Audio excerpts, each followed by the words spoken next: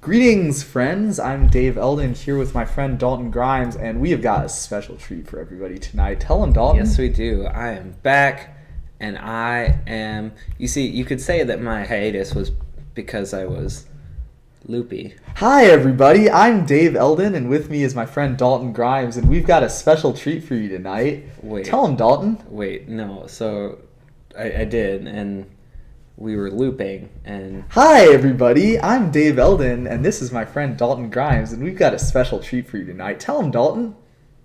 how long have you been planning that? Oh, come on. This is one of those ones where, I can't take credit for making this joke up because the joke wrote itself. I was just the conduit of its coming into existence in the physical realm. But, this joke existed before I was born. Yes, it did. It existed before Magic was a game. It existed before I was born. It existed before Twitch became mainstream. So this is the episode where we talk about loops. They of course updated the loop and shortcut rules in the most recent revision of the MTR. So we thought it would be a fun thing to talk about today because hey, it's new, it's fun, it's exciting. Everybody loved the M19 new cards and interaction show that we did a couple of weeks ago. So now we're going to be talking about some of the new policy changes, and this one potentially a pretty relevant one. So that's pretty cool. Yeah. And so that is what we're going to be talking about today. So what is your favorite infinite combo? My favorite infinite combo is probably the one that I use the most, and that is Triskelion and Mikaeus the Unhallowed. So that is actually incorrect. The correct answer to that question was actually Splinter Twin. Splinter Twin combo would be, of course, the best, objectively best infinite combo. You did not say best. Well, You said favorite. Well, there's only one best. So okay. For you, we'll use your one. So let's see here. That's not an infinite combo, is it? Yeah. How? We're gonna need a spot on Mikaeus' name. The Unhallowed. Yeah, he does have a comma, I think. Yeah, Mikaeus with a comma. I think so. The Unhallowed. Let's see if we got it. Let's see if we spelled Mikaeus right. Oh my gosh! Yeah. Literally the first try. You got it. Everybody, we spelled it right on the first try. Nice. That is an exciting day.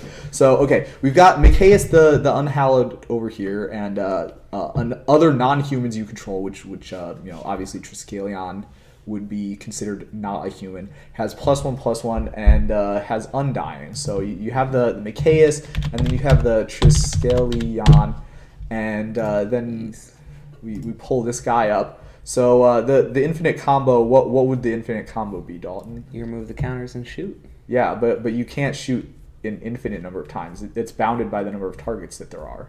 People. It's infinite as long as they die. Yeah. So that is the best kind of correct, technically correct. Now the Splinter Twin combo actually works a little bit differently. You can actually go real infinite. You can make whatever number your little heart desires number of tokens. So if you, on the off chance, if you've never seen or experienced this combo before, let me show you. Then you haven't played Modern for more than 4 years. I was gonna say they banned this one a while back, so it's possible, I suppose. So the idea is you get your Deceiver Exarch, right? So you get your Deceiver Exarch, and when Deceiver Exarch enters the battlefield, you can untap target permanent you control, and you enchant that with everyone's favorite red enchantment, much fairer and more balanced of a card than a certain other red enchantment that will Blood Moon remain unnamed. But so with the Splinter Twin, you can tap the enchanted creature and you put a copy into play. And so what you can do is you can tap the Deceiver Exarch and put a copy of Deceiver Exarch into play. And then the Deceiver Exarch has the enters the battlefield untap ability, so you can untap your original Deceiver Exarch and then make some more tokens. So clearly nothing unfair going on. Yeah, a completely fair and balanced Magic card, and not deserving of a ban whatsoever. Especially because that was the deck that I was playing at the time. And it's the only reason. It's the most fun deck that has ever existed in Modern, in my opinion. It's completely reasonable. All your creatures died a bunch of different removal spells. They even had Abrupt Decay that was uncounterable. Unless you had my tech of Mizzium Skin. Look that one up in the chat if you're curious about what that card did. So this would be an example of an infinite combo. Now, the reason that we're using the air quotes for infinite here would be because Magic does not have such things as infinity, and that is one of the things that we're going to talk about. So, colloquially, you would often see people say like, okay, I'm going to put the Splinter Twin on, and then I'm going to attack for infinite. Right, like you would see like conversations like that happening all the time. Mm-hmm. Even in Magic Online, it's very common where this combo exists for someone to just scoop immediately after they play the Splinter Twin if they don't have any way to interact with it, which is extremely sporting. Yes. Because otherwise that is a lot of clicking because there's no macros on Magic Online, and so, all of your creatures are 1/4s. Yeah, you got to make a bunch. Yeah, you got to make and like you can't just go like for their life total too, because like sometimes they'll like have a kill spell for one of them. They'll have like a blocker or something, so you won't be able to do it. So, but anyway, this is players making advantage of the loops and shortcuts rule. Is when you see someone say attack for infinite and then the other guy scoops. That's loops and shortcuts in a nutshell. And one of the things that's really interesting about this particular part, up until recently it was in the CR is where the primary source for your loops and shortcuts philosophy was. And that was super weird because unlike most other things, as a scholar of the law, I will say all other things that are in the CR. Yes. The handling illegal action section is a little bit like this too, but it is much less cut and dry. The loop rules require a lot more thinking and a lot more active participation from the players as far as deciding what is and isn't. And it even says in the CR, like, loops are a lot less formal than some other stuff. So the players, as long as everybody understands what's going on, can basically use whatever system they want if they don't want to use the CR one. Yeah, it's definitely fair to have this in there.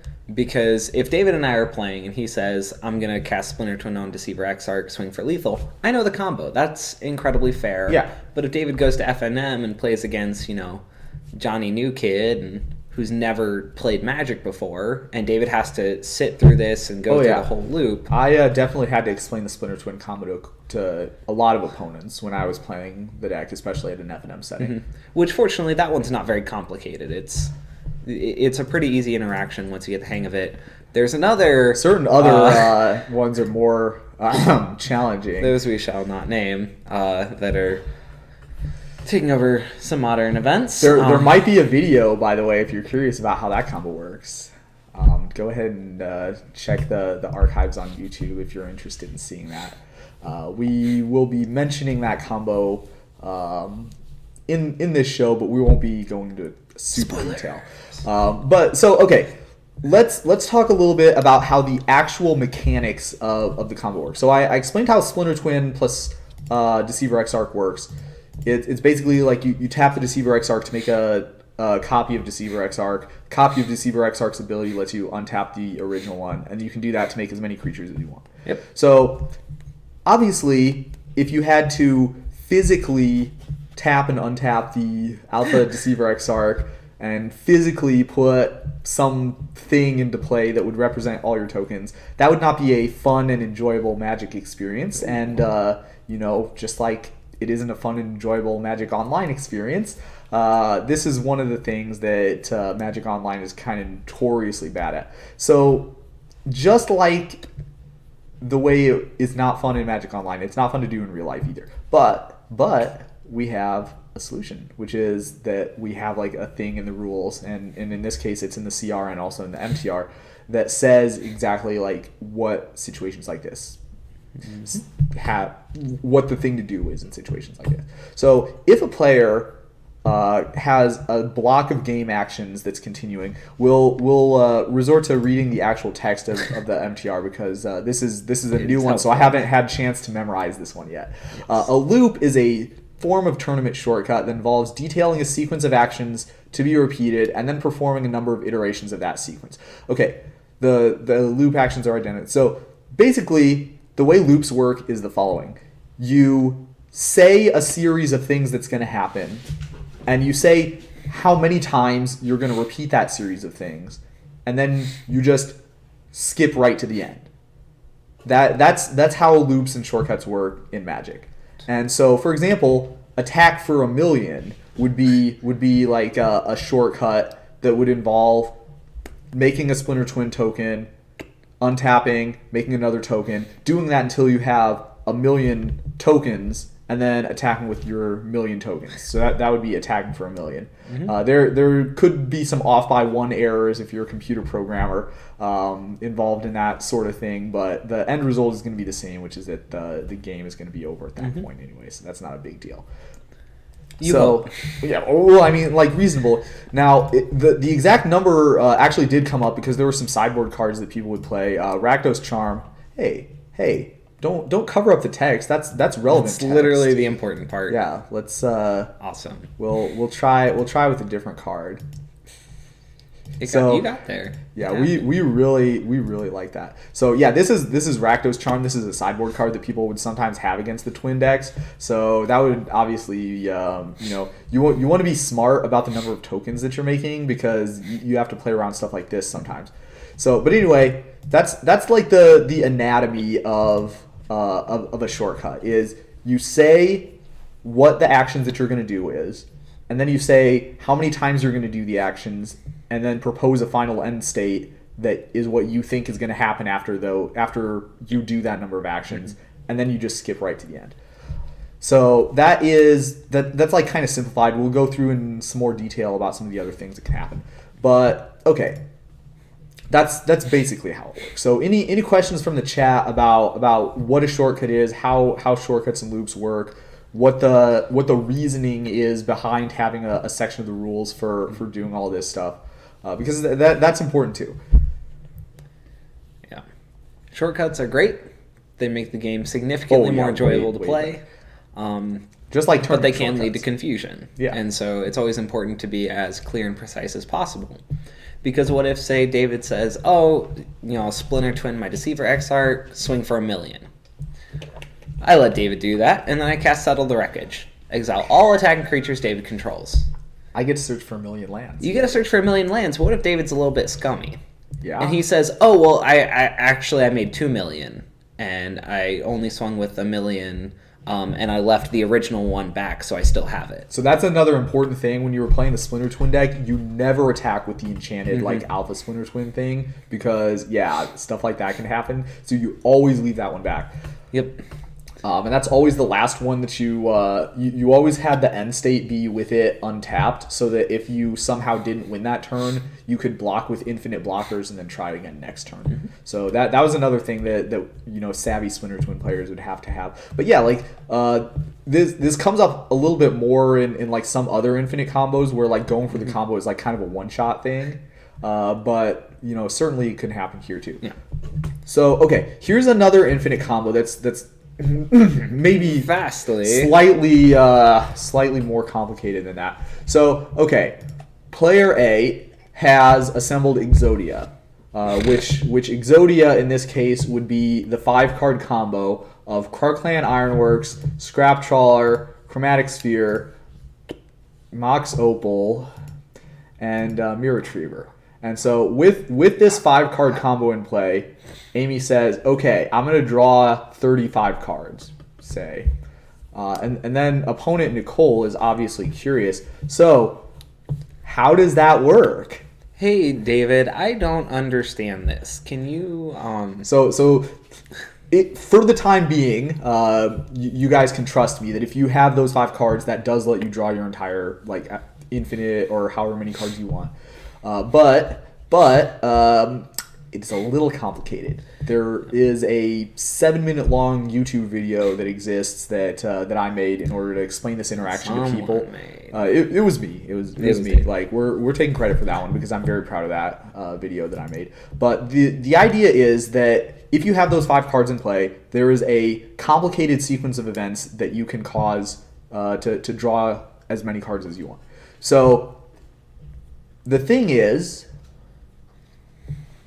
sometimes you're going to be nice. Sometimes your opponents are going to be nice, and they'll know what the combo is, and they'll trust that you know what the combo is, and they'll just be like, okay, fine, you get to draw whatever. Other times, your opponent is going to either not know what the combo is, or they're going to think to themselves, this is pretty complicated, and there's a lot of ways that they could screw up the KCI combo.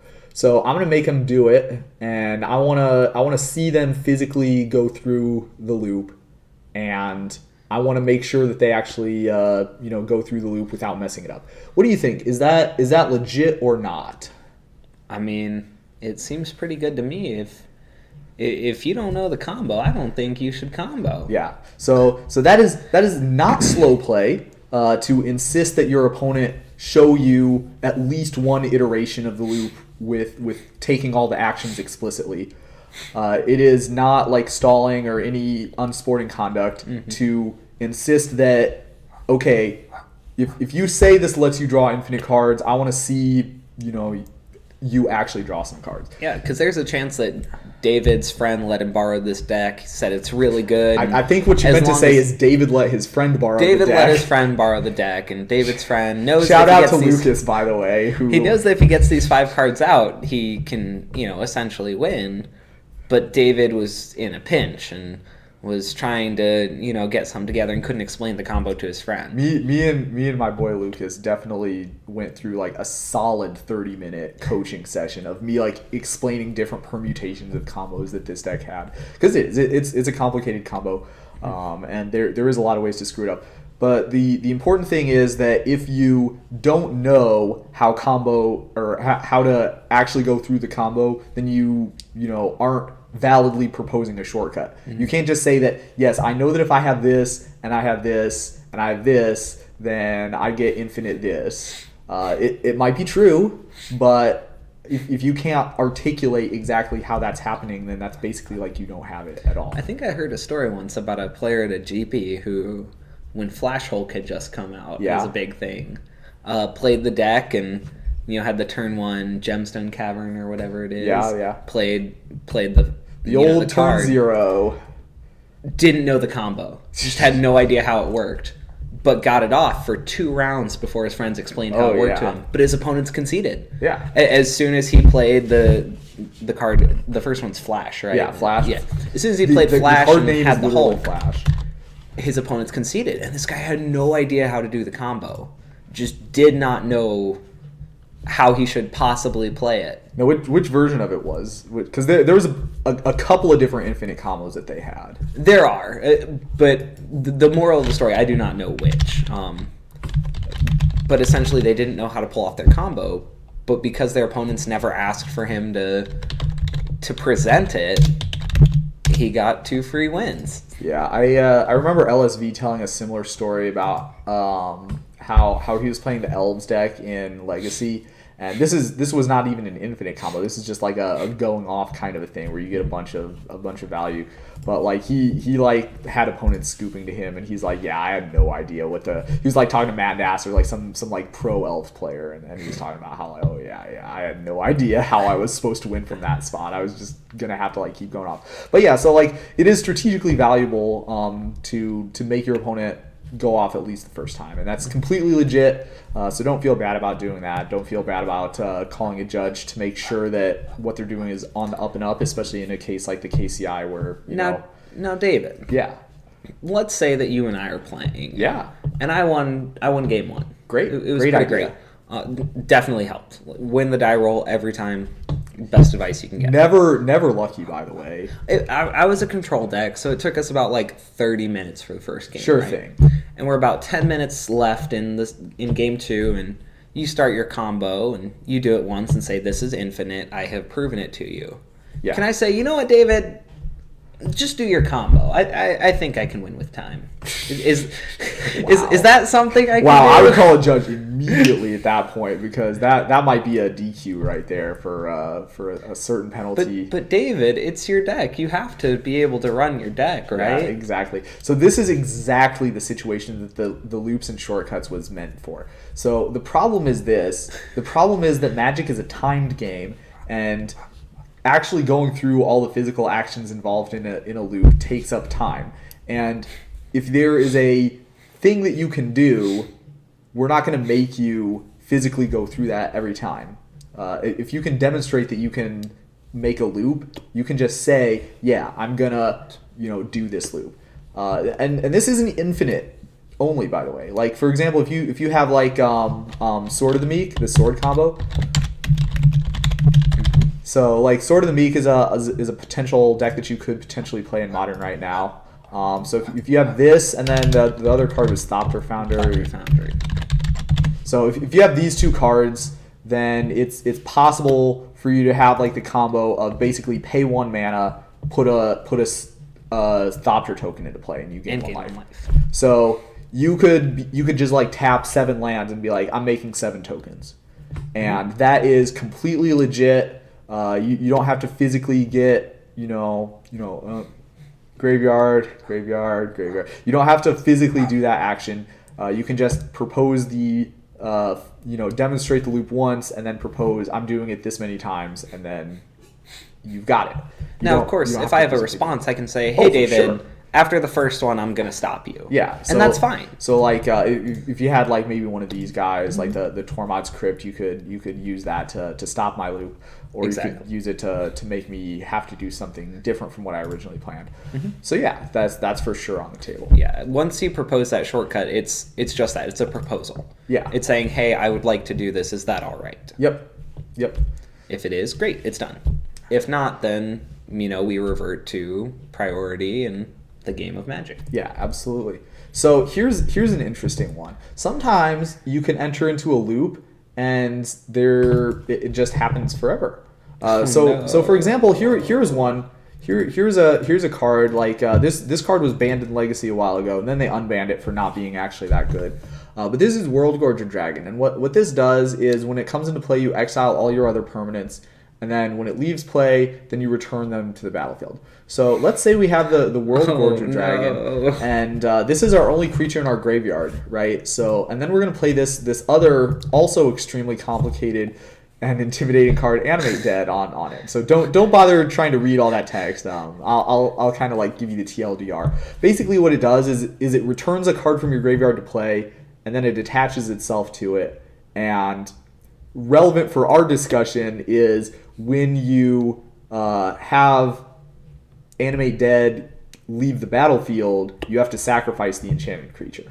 So what you do, it reanimates. It's a reanimate spell. So you Animate Dead your Worldgorger Dragon, and Worldgorger Dragon exiles all your other permanents, including Animate Dead. And then when that happens, you have to sacrifice the Worldgorger Dragon because Animate Dead left the battlefield.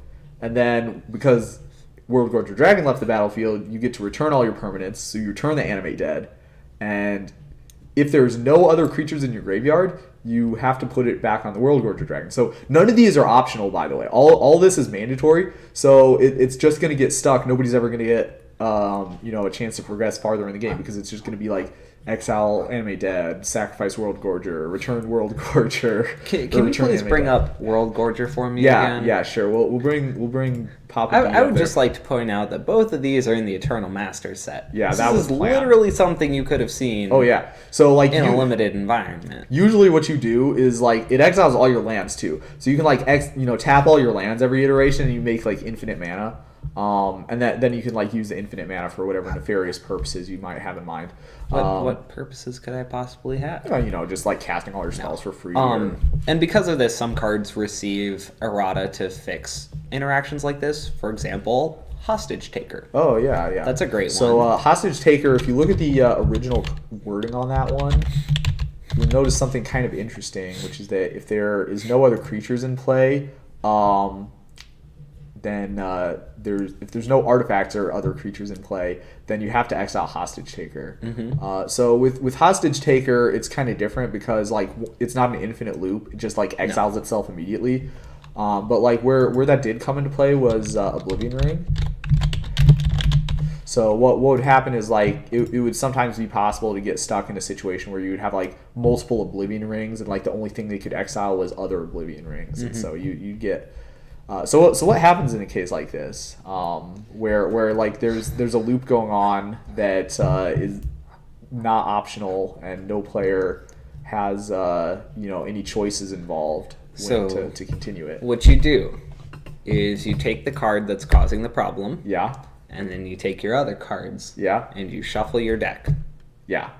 and then your opponent does the same. Yeah, and then you go to the next game. You use the old Karn -14 where you restart the game because this one's a draw. That causes the game to be a draw if you're stuck in a spot. Now, okay, what if we're in like the World Gorge Dragon loop, but one of the players has Tormod's Crypt, and you're like, hey, buddy, you can break this loop by using the Tormod's Crypt, and the other guy's like, yeah, but like I'm probably dead if I. But like I won game 1. Well, no, and I'm up on time. Well, no. This is not a like I want to waste time thing. This is a like I'm gonna lose the game probably if I break this loop, so I don't want to. I think I'm in a disadvantaged spot, so I want to like have this game be a draw so I can try again next time. Well, David. Yeah. There was this really fancy update to the rules. Actually, this was the same. Was it? Yeah, it was just a new CR reference, right? Maybe, I don't know. I think that's. But like, I think that's what the Judging for the Win New Set Digest told me, which you can totally look up online. Yeah, that's also on the blog. There's a link down below. So, if I'm involved in this loop, Yeah, we'll say it's David's dragon. This would be no players involved in maintaining the loop because nobody is making a positive choice to continue. Yeah, David loop can't happening. choose to do it or not, so he is not involved in this at all, and it is not my permanents that are involved in this loop. You're not involved in maintaining the loop. You could be So I'm not involved in involved in breaking the loop. So in this case, But if that's neither different. one of us is involved in maintaining the loop, Yeah. each player in turn order, so starting with active player, chooses a number of iterations to perform. So David could say, this is infinite, I can't stop it, I'm just going to say 20. Yeah. And then I will do the same. I'll choose a number, I'll say, well, 20 is too much, let's do 5. Okay.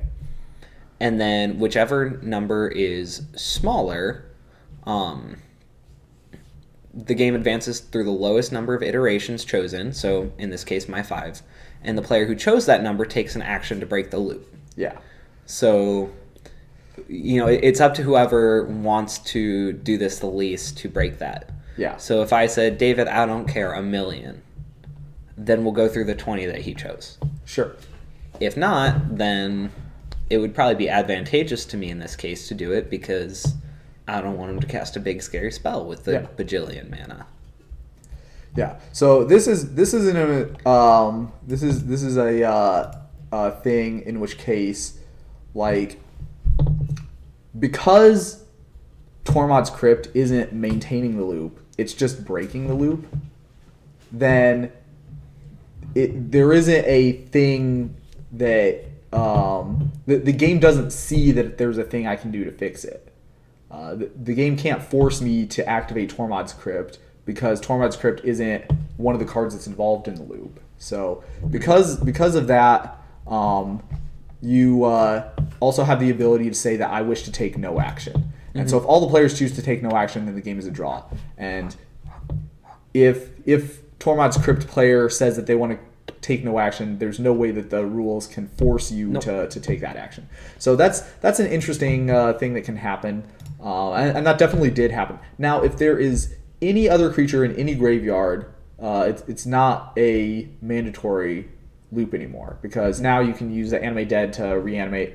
I believe Animate Dead is any creature in any graveyard. So yeah, because of that, if there's any creature in any graveyard that isn't you, then or that isn't World Gorger Dragon, then you can indeed choose a different creature, and that would break the loop. So World Gorger Dragon player would eventually be forced to change to a different target in that situation. Yeah.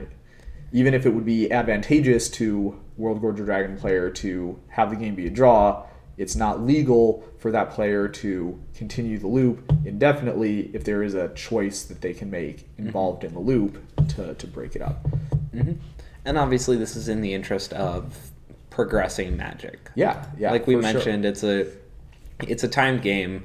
What would Magic be if we could just force our opponents to sit there for 50 minutes as we looped Animate Dead or World Gorger? Yeah, it's not like a real game of Magic anymore. No. It's like this is actually the end of the game. So this is the rule support for making the game be ending. Yep. So here's another situation that's kind of similar to that. This one comes in Modern a fair amount. So like with this, you've got the Mox Opal. Just a fair and balanced Magic card. Yeah. So Mox Opal and Academy Ruins can fix it so you never deck. right? Because like you have the Mox Opal Well, in play. two You, Mox Opals. you have two Mox Opals. So you play the Mox Opal, you sacrifice it to the Legend Rule, and then you can use Academy Ruins to put it back on top of your deck. So you never get decked. So that's great. And let's say this player also controls this card, Ensnaring Bridge. Geez, Not that version. We're not We want having the version with text. Yeah, we're not having a lot of luck on the auto cards today, folks. So you use the Ensnaring Bridge, and the Ensnaring Bridge fixes it so they can't attack. And what would they be attacking with? Well, the other player controls this creature slash That planeswalker, beef slab. the Gideon of the Trials. And Gideon of the Trials emblem says that as long as you control a Gideon planeswalker, you can't lose, and your opponents can't win. So we're stuck in this kind of deadlock here because what's going to happen is Gideon player is out of cards in their library and they can't attack with Gideon due to Ensnaring Bridge. But Amulet player or Lantern player has the not being decked super combo of Mox Opal plus Academy Ruins. So who wins in this situation? No one. This is just horrible. I don't think. I mean, someone can win the game of Magic, Yes. but like I think both players really just lose in this experience. That's true. But according to the rules, you might think this is a draw because neither player like has a way to win. Neither player has a way to like break up the opponent's ability to continue what they're doing indefinitely. But there's a very important difference. This all hinges upon one player making decisions. Yes. So Gideon player is not involved in maintaining this loop. There's no decisions that Gideon player is making that cause the loop to continue. Rather, the person who controls the Mox Opal and the Academy Ruins is making decisions that will cause the loop to continue by continuing to put the Mox Opal on top of their library and continuing to draw and play it every turn.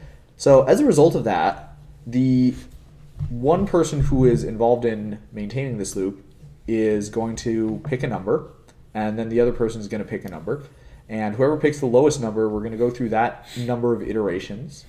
And that is going to be the number of iterations that we go through before Lantern player has to make a different decision and put, probably lose the game at that point. Probably. So Now they can still activate Academy Runes. They can still do certain things, but they can't use Academy Runes to get back the Mox Opal and perform the same loop. yeah. The other things that they cannot do would involve bringing back other cards because They do the same thing. that's also continuing through the loop. The judge should be able to identify that we're still in the exact same situation that we were at before and nothing is meaningfully changed. Yeah. So even if you switch to, for example, resurrecting your Codex Shredder every turn and sacrificing Codex Shredder every turn, that still would involve the same thing happening over and over again. So this would also be considered the same loop. Yep. So as long as we end up in the same situation, it will be considered the same loop, regardless of if you switch what it is you're taking. Yes. So if it's like two Gideon emblems, for example, that gets a little bit more interesting. That one actually is a draw. Because you... Oh, each player has... Yeah, I each thought you player just has meant a you Gideon. have two. And Yeah, I was yeah, like, yeah. David, that doesn't change it. Sure it does. If each player has Gideon of the Trials, then that would mean that we're back to no players are making decisions that prolong the loop. And so as a result, the game would be a draw. But in the case where it's the Mox Opal and Academy Ruins perpetuating the game through a positive action that a player is taking, the player cannot continue to take that positive action indefinitely. So that's kind of interesting. Any questions from the chat about that example or about any of the situation that led to it? It's fun. It is spicy. It is. It's pretty spicy. Okay. Here is another kind of famous / infamous, however you want to call it, loop that is in Magic's history. That card. Yeah, a Mesmeric Orb, a very fair and balanced, and this is one of those cards where it's like when you saw this card, you knew something was up. So in this case, the thing that's up is this other card. It's called Basalt Monolith. Sure. We'll pull it up for you here. So with Basalt Monolith, you can tap to add 3 mana to your mana pool, and then you can pay the 3 mana to untap it. So Sure. with those two in play, you can mill yourself in an infinite number of times. Yeah. Isn't that exciting? Isn't Yeah, that totally cool? fun. Okay. I can definitely see myself doing that. Right. So like ordinarily, this is where people start to ask like, okay, what's in it for me?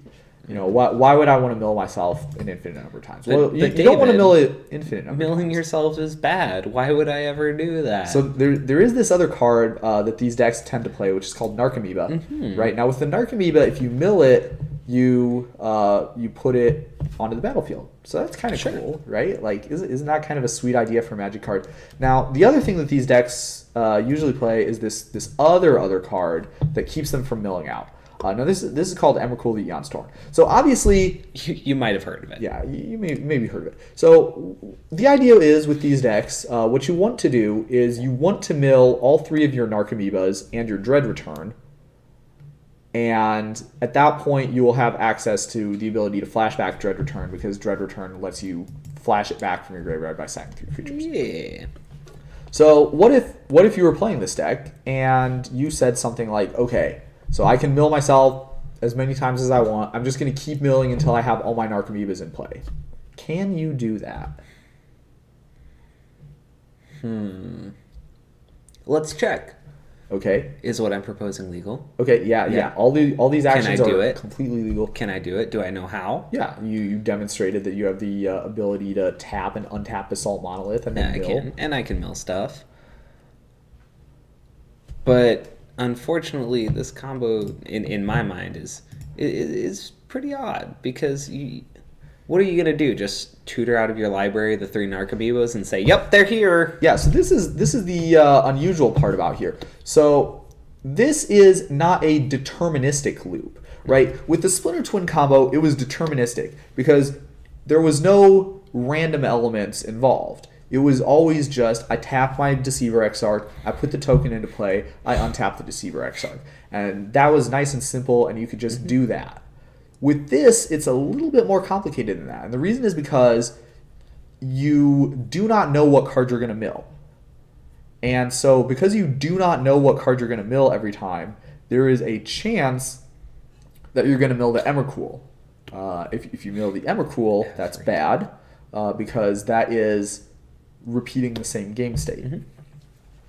So the way this will actually work is, this is not a deterministic loop, and so accordingly, it cannot be shortcut. You have to actually physically mill the cards. So, according to the official CR, the comprehensive rules here, This would be the MTR. or the document, MTR, by the way. MABI, the Magic Tournament rules, non-deterministic loops that rely on decision trees, probability, or mathematical convergence. So here we have, the probability of, milling the Emrakul. Yeah, it's instead of- mathematically certain that eventually, if we try enough times, the Emrakul will be on the bottom of our library and we'll be able to mill whatever we want. but it's not a given.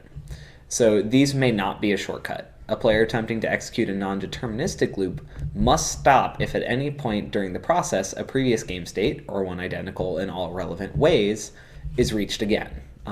This happens most often in loops that involve shuffling a library. Which this one does due to Emrakul's ability. So that is the reason why the 4 Horsemen combo does not work. That is the rules support for telling the player to cut it out. It's kind of weird and kind of dumb, in my opinion, that this is the case. But if you have a way to write the rules that enables this combo but doesn't break in some other worse way, then we would be really interested to hear it. I know for one I would be. I mean, like this is a fine combo to have. Like, it's not like Legacy would be broken if this deck was able to exist. So, what you can do, what you are legally entitled to be able to do, is you can keep on milling until you hit the Emrakul, and then once you hit the Emrakul, you're in a spot that you have been before. So therefore, you have to stop. So it's kind of a fair compromise, I guess, but it's not a certain win, and so that makes the deck a lot worse. Yeah, and I can... there are parts of it that you could shortcut. Yeah. You can say, look, I'm going to tap this and untap it, and I'm going to mill 3 I'm gonna hope to do this. Yeah, you only Yeah. unveiling one every time too. So Or it's the completely one, yes, reasonable. sorry, my bad. Completely So yeah, reasonable. you can say I'm gonna keep doing this, and then just start basically like flipping one off the top of your library. Yeah, And that's a loop, which is fine. It's not infinite though, which is why you can't just say, "Oh, I'm gonna do this iteration." yeah.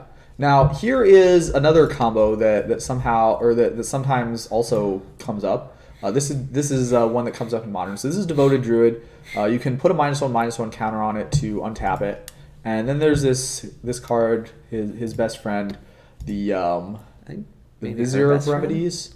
And so both Vizier of Remedies fixes it so that if you would put a -1/-1 counter on the Devoted Druid, you put 0 -1/-1 counters. So with these two, you can make infinite mana by tapping the Devoted Druid for mana and untapping it again and again and again. Turns out it's a pretty good combo. Yeah, it is a pretty good combo. And then there's this third card called Duskwatch Recruiter, which these decks also play. So you can pay 3 mana, and you look at your top 3 cards, and then you can reveal a creature card from among them and put it in your hand, and then the rest go on bottom of your library. So with the infinite mana, you can use the Duskwatch Recruiter ability as many times as you like. But what you usually are doing is the following. You're usually going to say something like, okay, now I'm going to use Duskwatch Recruiter to tutor for my, the card that they typically use would be Hangerback Walk. No, not Hangerback. Walking Ballista. Walking Ballista, the other one. So yeah, they'll be like, okay, we're going to use the Duskwatch Recruiter to get a Walking Ballista, and then we'll use some of my leftover infinite mana to make a 50-50 or 100-100 or whatever number strikes your fancy for the Walking Ballista and ping them all to death. So this is also an example of a loop that requires decision trees and therefore is not able to be shortcut. So you actually would physically need to look at the top 3, put them on the bottom. Look at the top 3, put them on the bottom. Look at the top 3, put them on the bottom. Look at the top 3, put them on the bottom.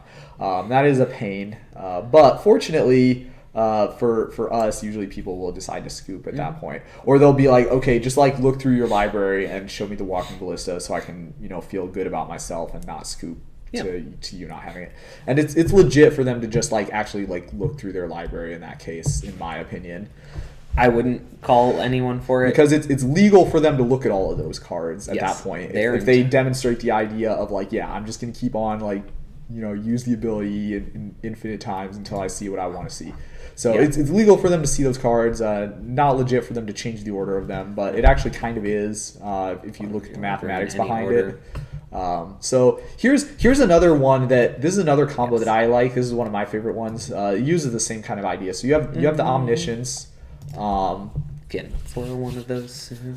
Yeah. Excited. So do you have the foil Petals of Insight to go with it? I don't. I didn't know this card existed until really? this afternoon. I don't wow. play those wow. formats. So like this was the win condition for the Omni Show decks for quite some time. Now I think they've kind of graduated to some different shenanigans that are available.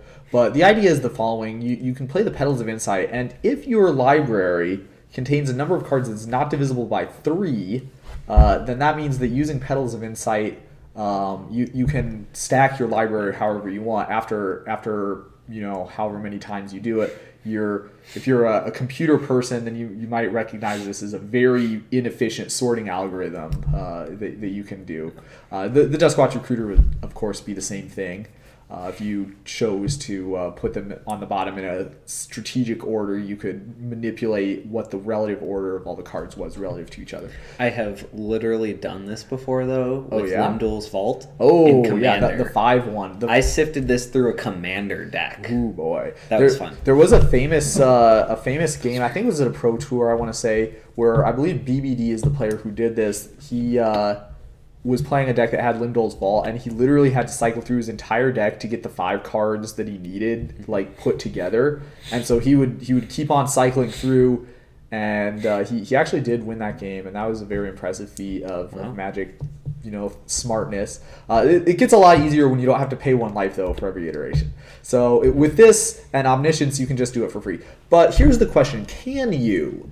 Let's say I'm playing this deck, and I like show my opponent the Petals of Insight, and I'm really like, okay, bro, here's the deal. We're going to keep on using the Petals of Insight, and I'm going to keep doing it until my 3 cards is Double Force of Will plus Burning Wish.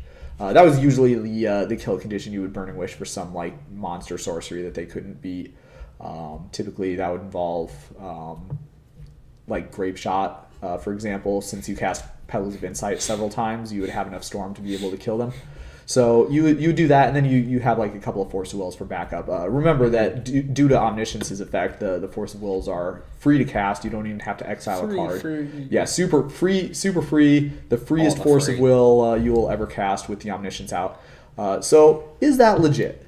And it turns out some nerds, sorry for using that term if you are the person who did this, but I feel like it would probably accurately describe the sort of thing that would have needed to happen. Compliment. They came up with the exact number of iterations that it was necessary to use. So there is in fact a specific number of iterations that you can cast Petals of Insight and rearrange stuff in, and you are mathematically guaranteed to be able to sort your deck into whatever order you want within that specific number of iterations. So long as it is not divisible by 3? Yes, your library cannot be divisible by 3 because with a divisible by 3 library, you just keep stacking them. The 3 cards is not going to enable you to put cards from one group in with cards from the next group, which is what you need in order to get cards from the very bottom closer to cards that are in the very top. So that's kind of interesting. There is an exact number, and because of that, this procedure will fall under the shortcut rules. And you can look up on the forums what the exact number would be.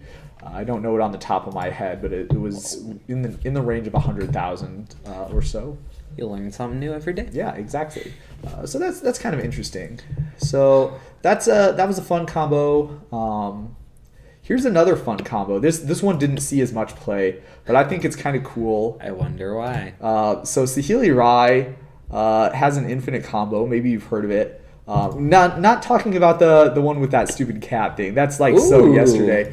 So it turns out that like there's this other card called Liquid Metal Coating, right? And you can use the Liquid Metal Coating to make Saheeli Rai into an artifact, right? And so if you read carefully, Saheeli Rai's ability. The -2 ability says you create a token that's a copy of target artifact. In addition to, except it's an artifact in addition to its other types. So using the Liquid Metal Coating, you can actually use the -2 to make a copy of Saheeli, and then trash can your original Saheeli, and then you can use the copy of Saheeli to make another copy, and then you like trash can that. And so that will enable you to have like permanents entering the battlefield an infinite number of times, which of course like is really well suited with this other card that was in standard at the same time. So the Altar of the Brood, right? So what is Liquid Metal Coating CMC? 2 is Two. two converted mana cost. so So you you got the can- 1, 2, 3. boop, boop, boop. Oh yeah, much better than that stupid cat combo that you had to wait You until know, turn 4. 4. Gross. Felidar, And in jeez. 3 color, or Yeah, 3 colors. Yeah. So this is only getting you down Oh my to 1 goodness. or to 2 colors. So much better and more consistent than the good combo. I mean the standard version of this combo. So okay, you've got this, and you're gonna say like to your opponent, okay, I'm gonna mill you for $1 million. Okay. Okay. All right. Do you concede? Well, I don't have 1 million cards in my deck. Yeah, sure, but like we'll just mill you 1 million times. We'll do the combo like some extra times just in case there's any like shuffle 3 cards from your graveyard back into your library shenanigans or whatever. Because remember, once you pass the turn, your copy token of Saheeli Rai is going to go away, and you won't have the ability to activate the combo anymore. Right? So that's actually kind of a big deal. You have to win this turn, or else it's not gonna. You won't have the ability to try again next turn. So that's actually kind of a real thing. So, but here's the problem, folks. The problem is that Dalton, he was really worried about these mill players when he was making his deck. I just learned about this combo that goes 1, 2, 3. Yeah, the 1, and, 2, like, 3 modern combo is holy goats. Gee, we can't allow that to happen. So No. he put a 1 of Emrakul in his Just deck. 1. Now, That's all I what is going to happen? You know what, David? You can mill me for $1 million. Yeah. So, okay, what's the final game state going to be? Sad, David. Well, no. Like what is it actually going to be? Because probably you're going to have some cards in your library, maybe, but like how many? Probably. How many cards? It's a great question. I'm not sure, David. So Please do share. So this is an interesting one. The problem is that this is a non-deterministic loop because it involves shuffling of Dalton's library. Now the issue is that it was legal for me to propose this, and it was legal for me to think that it was going to work because, of course, I have no knowledge of the cards that Dalton was going to play. He has like these wacky, one of sideboard cards to cheese my deck. And I guess so be it. But here's the issue is because this is a non-deterministic loop, we cannot shortcut it. So we actually need to go through and mill the cards one at a time. And Dalton, of course, can say to me, "Hey, Dave, I'm playing an Emrakul, so I'm actually gonna actually mill these." And David, a million's a really high number. yeah, Let's go with like 60 yeah. or 30. Well, I mean, it's not legal for me to continue to execute this combo after I see the Emrakul, because that would be executing a combo even after we have already reached the same or one that's identical in every relevant way game state. So once I see the Emrakul, I have to don't stop. have to mill a million. Yeah, Which he is just has great. to flip them over until he shows me the Emrakul. Okay, so how about this, Dalton? All right, I can't mill you for a million. Nope. What I can do is I'm going to keep on milling you until we mill all your cards except for the Emrakul, and then I'm going to stop. Is that legit? Can I do that?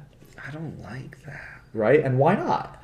Because I don't have Well, because you 15 lose. mana. I don't have 15 mana. Yeah, I mean, you probably would lose in that situation if that were the case. But again, remember that this is a non-deterministic loop, and so this is a loop. If I were to keep on milling until we hit just the Emrakul, that would be a loop that includes conditional actions. And that is also a no-no for loops that we want to use the shortcut rule for.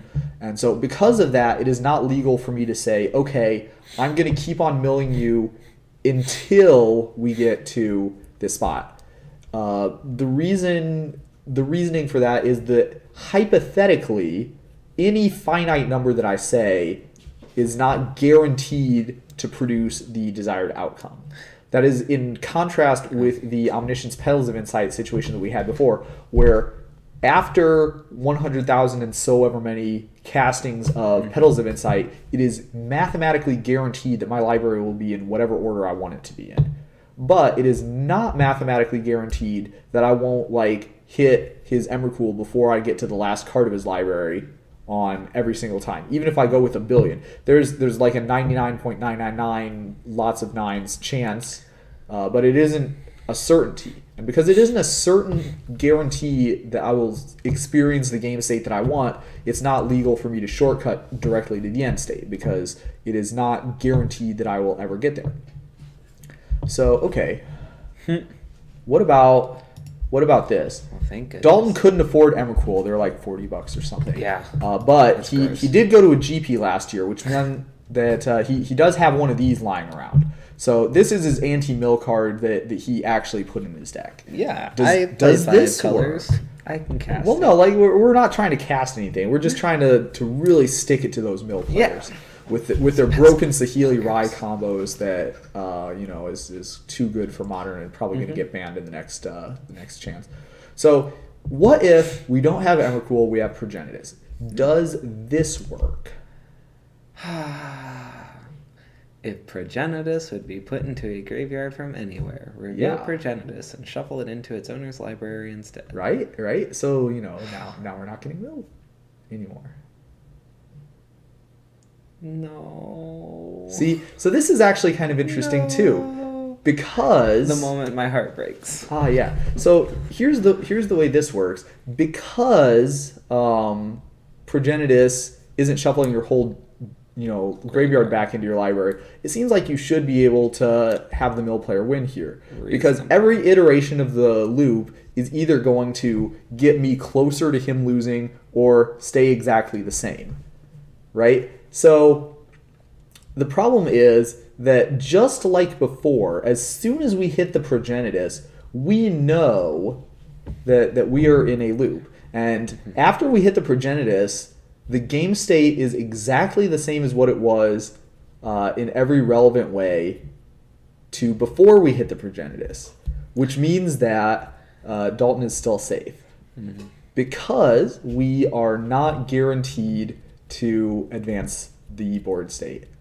Once I hit the same game state that we had a previous time, that's where I have to stop. And it doesn't matter that continuing to execute this loop is probably going to get us closer, almost certainly going to get us closer. It still means that we have to stop. And so, yes, the budget option of Progenitus is actually exactly, still as good. It's not quite as good as Emrakul because it doesn't shuffle everything back in. But it still works. It still does the job. It still saves you from getting milled out by the one card a turn mill player. All right. So to make sure I understand this. Yeah. And to make sure you understand this. Oh, yeah. That's my chief concern. That too. So with Progenitus, what we're looking at is as soon as mill player does the thing, Progenitus goes back. Yep. And as long as they keep milling stuff, they can do it. Yeah, if they don't see the Progenitus, that's the thing. Because if you say that you have a Progenitus in your library, I could be like, why would I believe you? You're my opponent. And it is legal. It is a legal thing for you to do to lie about the contents of your library to your opponent at Competitive Rel. That would be information that your opponent does not normally have access to. Therefore, that would be considered private information. Even if they've searched. Even if they have searched, because weird stuff happens in Magic all the time. So because of that, because the information about what is in your library is private information, you are not obligated to tell the truth. You can even tell complete lies about what's in your library in an attempt to bamboozle your opponent, and that's 100% legit. So until we physically see the Progenitus, Dalton can, I can keep milling Dalton. But as soon as we see the Progenitus, what's going to happen is that after the Progenitus gets shuffled back in, we are now at exactly the same game state that we were in before I milled that card. And so as a result of that, I can't continue to execute this loop because that's slow play at that point. That is so intriguing. Yes, interesting. Any questions from the chat about this? This would be the last example that we have access to in tonight's broadcast. So we want to make sure everybody is really excited about this. And I was excited when I thought of it and wrote about it. And it was before the loop rules got updated is when I wrote that question. So I actually did not have to change the answer, so that was exciting. Yay! Yeah.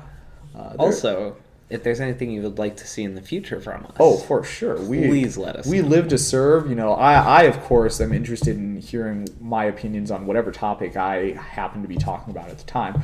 But I can see how for some of you might have other topics that you really especially are interested in. More than just some random thing. David and I could be sitting here and be like, what would be a fun topic? Theros Block Limited. Yeah. And David would be like, yeah, that's a great topic. Let's cover Theros Block Limited. If anybody has ever seen, this is how we pick the topics for these broadcasts. Is a very similar technique to this, the one depicted here. Yeah.